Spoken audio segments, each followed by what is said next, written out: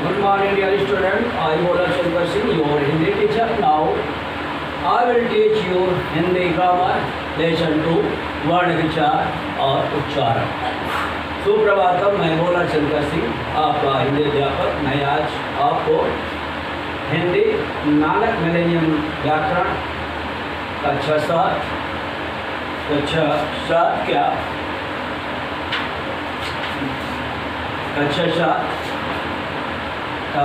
दूसरा पाठ वर्ण विचार और उच्चारण का अध्ययन करेंगे। ये पाठ कल से ही प्रारंभ है, तो हम आज उसके आगे का प्रकरण आगे के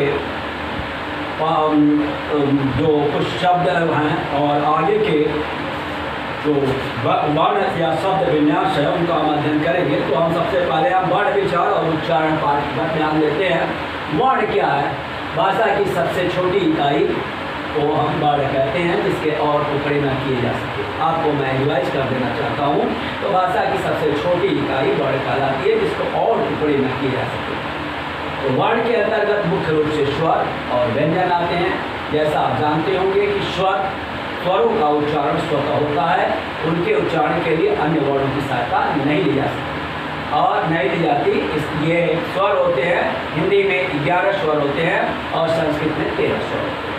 हिंदी में 11 स्वर होते हैं, जिसमें से उनको 3 भागों में बांटा गया है। पहला ह्रस्वर, दूसरा दीर्घ स्वर और तीसरा संयुक्त स्वर। तो ह्रस्वर के अंतर्गत आते हैं अ, ई, उ, ऋ, च, और दीर्घ में आ, ई और उ, और संयुक्त में आते हैं ए, ऐ, ओ, औ। इस प्रकार से कुल स्वरों की संख्या 11 हुई।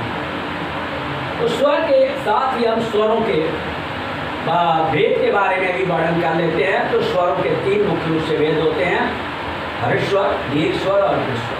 ह्रस्वर में के उच्चारण में एक मात्रा का समय लगता है, उन्हें ह्रस्वर कहते हैं, जैसे अ, ई, ओ, रे। और दीर्घ स्वर उन्हें कहते हैं जिसमें 2 मात्रा का जिनके उच्चारण में समय लगता है, उन्हें दीर्घ स्वर कहते हैं, जैसे आ, ई, उ तथा ए, ऐ आदि भी दीर्घ के अंतर्गत ही आते हैं। और प्लुत स्वर उन्हें कहते हैं जिनके उच्चारण में 3 मात्रा का समय लगता है।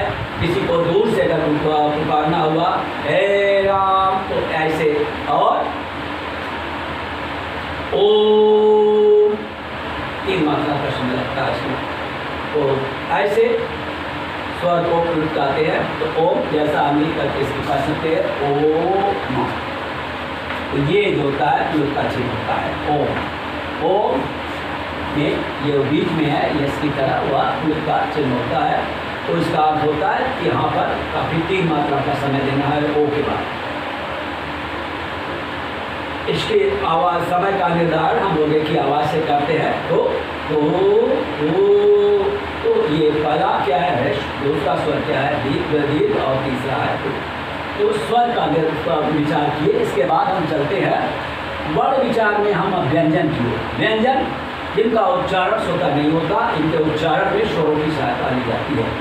व्यंजनों के उच्चारण में स्वर की सहायता ली जाती है, स्वतः इनका उच्चारण नहीं होता। तो व्यंजन को हम कई भागों में विभाजित करते हैं। जैसे सबसे पहले हम लेते हैं स्पर्श व्यंजन। स्पर्श व्यंजन जिसमें जीवा तालु को स्पर्श करती है, तो इन्हें स्पर्श व्यंजन कहते हैं। का, देव, माँ, शाम स्पर्श। क से लेकर के म तक 25 वर्णों को स्पर्श वर्ण कहते हैं। का वर्ग में का, खा, गा, घा, अ। च वर्ग में च, छ, ज, झ, ञ। ट वर्ग में त, ठ, ठ, ड, ढ, अ। त वर्ग में त, थ, द, ध, न। और प वर्ग में प, फ, ब, भ, म। इस प्रकार से ये 25 वर्ण हुए, इन्हें हम स्पर्श वर्ण कहते हैं। इसमें जीवा तालु को स्पर्श करती है। इसके बाद अंतस्थ वर्ण आते हैं। अंतस्थ वर्ण ये सेमी वावेल और स्वर होते हैं। इनके उच्चारण मुंह के अंदर ही होता है, तो आता है, इसे अंतस्थ वर्ण भी कहा जाता है। या व, ला, ला, ये 4 वर्ण अंतस्थ वर्ण कहलाते हैं। इसके बाद हम चलते हैं ऊष्म वर्ण की ओर। ऊष्म वर्ण में ये ऊष्म वर्णों के उच्चारण में मुंह से ऊष्मा बाहर निकलती है। ये श, श, श, ह, ये ऊष्म वर्ण है। बड़ा श, फिर खटकोड़ वाला श, फिर छोटा श, और इसके बाद हा श श श, ये 4 वर्ण क्या कहलाते हैं? ऊष्म वर्ण कहलाते हैं। तो ये इसके बाद संयुक्त वर्ण, ये 2 वर्णों के संयुक्त के मिलने से बनते हैं। छ का और श से, छ त्र, त और र से, ये ज यहाँ से, और स्र बड़ा श और ग से, ये संयुक्त वर्ण है। अयोग वर्ण उन्हें कहते हैं जो ना तो स्वर के अंतर्गत आते हैं ना तो व्यंजन के अंतर्गत, उन्हें अयोग वर्ण कहते हैं। अंग और अयोग वर्ण, अयोग वर्ण है अंग और अह, अंग तथा अह, ये अयोग वर्ण। इनकी गणना न तो स्वर के अंतर्गत की जाती है न तो व्यंजन के अंतर्गत की जाती है, लेकिन हिंदी वर्णमाला की। तो वर्ण और वर्णमाला में अंतर। वर्ण भाषा की सबसे छोटी इकाई को वर्ण कहते हैं और वर्णों के क्रमिक और व्यवस्थित समूह को वर्णमाला कहते हैं।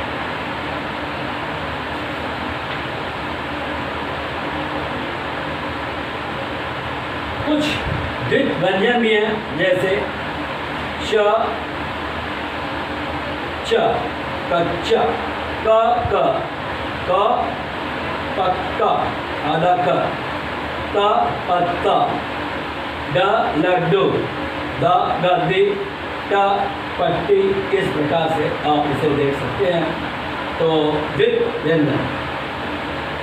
अनुस्वार, अनुस्वार नोजल, नोजल जो नाक से निकलने वाली ध्वनि को अनुस्वार कहते हैं और ये ऐसे चिन्ह होता है। अनुस्वार वर्ण के 5वें अक्षर अनुस्वार के अंतर्गत आते हैं, तो इन्हें अनुस्वार कहते हैं।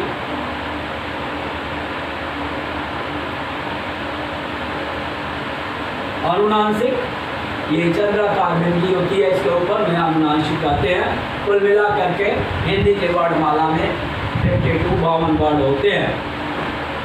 अब वर्णों का अध्ययन करने के बाद हम उच्चारण स्थान की ओर चलते हैं। उच्चारण स्थान, तो किस वर्ण का उच्चारण स्थान क्या होता है, ये हमें जानने के लिए आपके दिया गया है। अ, आ और ह का उच्चारण स्थान कंठ होता है।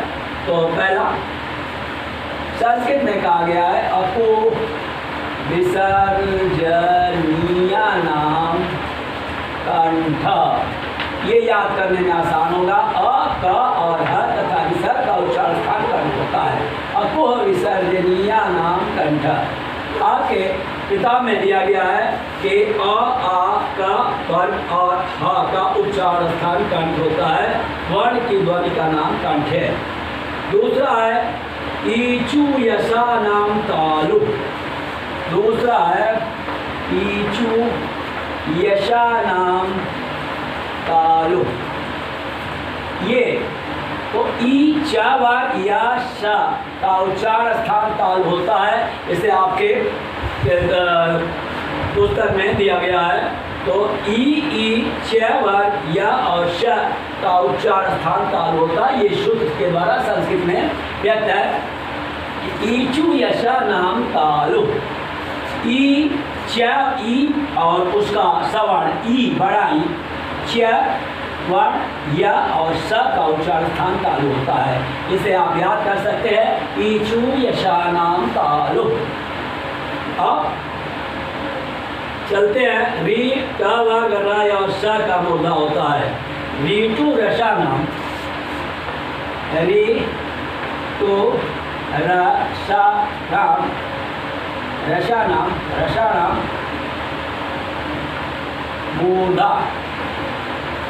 तो इसका अर्थ री, टावर, रा, सा का उच्चारण स्थान मूर्धा होता है। और चौथा है लीतु रसा नाम दंता। आपके पुस्तक में दिया गया है कि री टावर, रा और श का था री टावर, ला और श का दंत स्थान है। ली आपने आता नहीं, तो संस्कृत नहीं आता है, तो टावर रा और श का उच्चारण स्थान दंत होता है। संस्कृत में एक ली वर्ण भी होता है, उसका उच्चारण स्थान भी दंत होता है। अब उपपद्मनीया नाम ओष्ठव, उपपद्मनीया नाम ओष्ठव। तो उ और प का उच्चारण स्थान ओष्ठ होता है। इमंगणनम नासिकाच, इमंगणनम नासिकाच। तो वर्ग के पांचवें अंग या बड़ा नामा, इनका उच्चारण स्थान नासिका होता है। और ए दायतो कंठ तालु,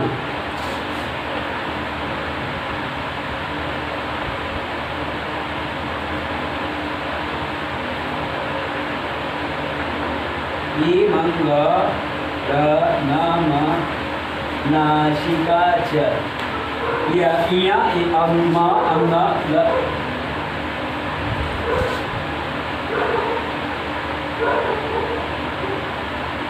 इमंगणनम नासिकाच।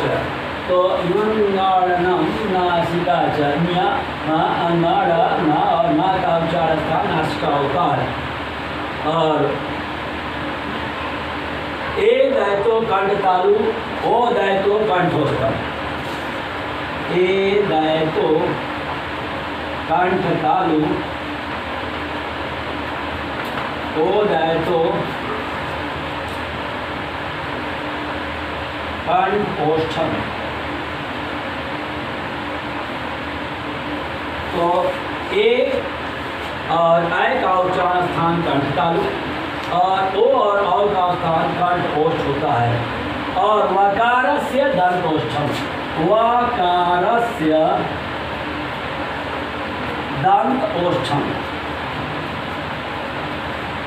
तो ये व का उच्चारण स्थान दंत और ओष्ठ होता है, दांत और ओष्ठ से किया जाता है। तो इस प्रकार से ये उच्चारण स्थान रहे। इसे आप सूत्र के रूप में याद कर सकते हैं।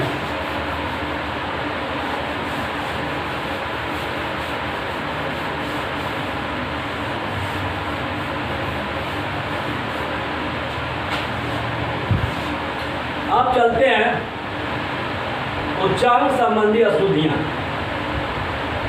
उच्चारण संबंधी अशुद्धियां आ के स्थान पे आ का प्रयोग, जैसे आधीन सही शब्द होता है आधीन, ये शुद्ध अशुद्ध है और शुद्ध। आधीन का सही शब्द है आधीन। इसी प्रकार आपार का अपार, आपार का अपार, ये शुद्ध है। और आ के स्थान पर आ का प्रयोग, आ के स्थान पर आ का प्रयोग। तो इसमें उच्चारण संबंध देते हैं। आधार का शुद्ध है आधार, आधार सही है। इसी तरह आजाद का आजाद, आजाद का आजाद। तो ये हम शुद्ध वर्तनी पर ध्यान देंगे। दारोगा का दारोगा, दारोगा ये गलत है, दारोगा ये सही है, दारोगा ये सही होगा। अब ई के स्थान पे बड़ा ई का प्रयोग, ई के स्थान पर बड़ा ई का प्रयोग। तो कुछ देख लेते हैं उदाहरण, जैसे मुनि, मुनि गलत है, मुनि होना चाहिए। इसी तरह व्यक्ति, व्यक्ति की जगह पर व्यक्ति होना चाहिए। और अखिल के जगह पर अखिल होना चाहिए। अखिल, अखिल। अब चलते हैं बड़ा ई के स्थान पे छोटा ई का प्रयोग।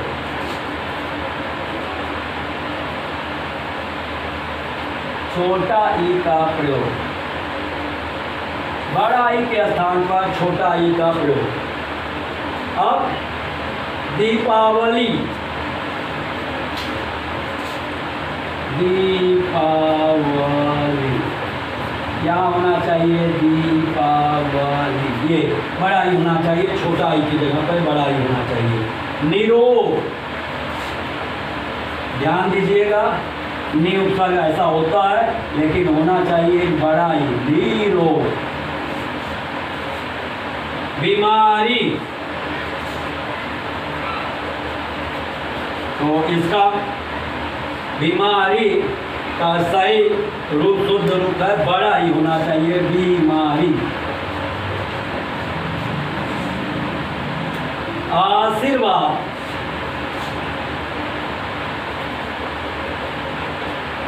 आशीर्वाद बड़ा ही होना चाहिए। 40, 40 होना चाहिए। ये रही अशुद्धियाँ अ आ ई में।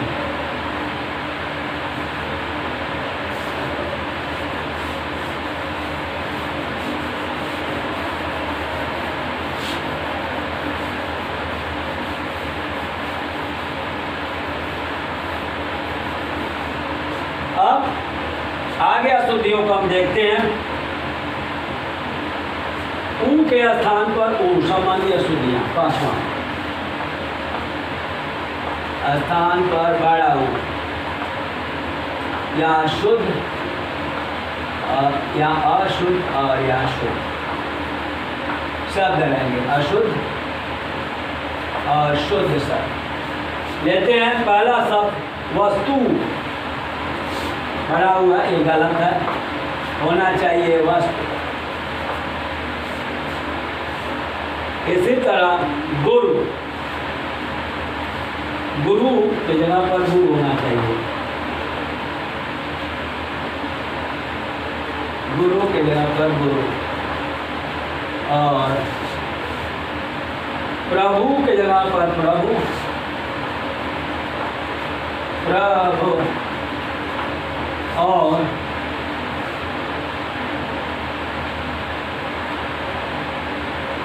साधु की जगह पर साधु।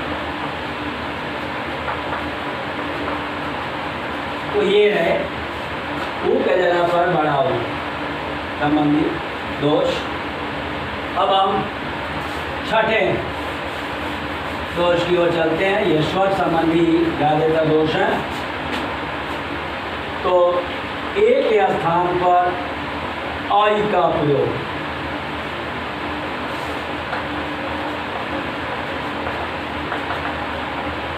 आई का प्रयोग, ये अशुद्ध तथा यह है शुद्ध शब्द। देखते हैं तो पहले है ऐसा, तो हो जाएगा ऐसा।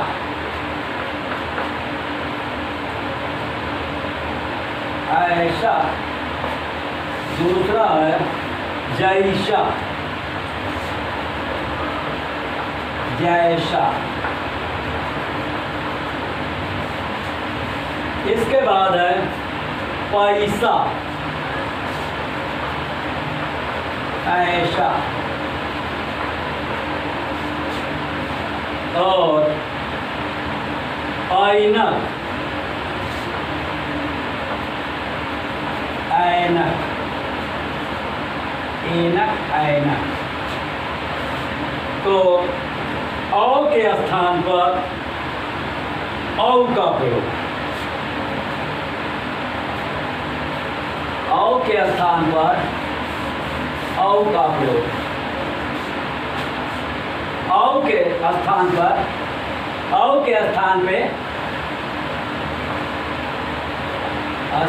पर औ का प्रयोग। ये अशुद्ध तथा इधर शुद्ध शब्द है। अब आप इसे एक एक शब्द लेकर के कौन, कौन हो जाएगा शुद्ध शब्द कौन। इसी के बाद है नौकर, नौकर, नौकर चाहिए। और औरत, औरत हो जाएगा औरत शुद्ध शब्द। इसके बाद चौका, चौका तो शुद्ध हो जाएगा चौका। इस प्रकार ये स्वर संबंधी दोष है।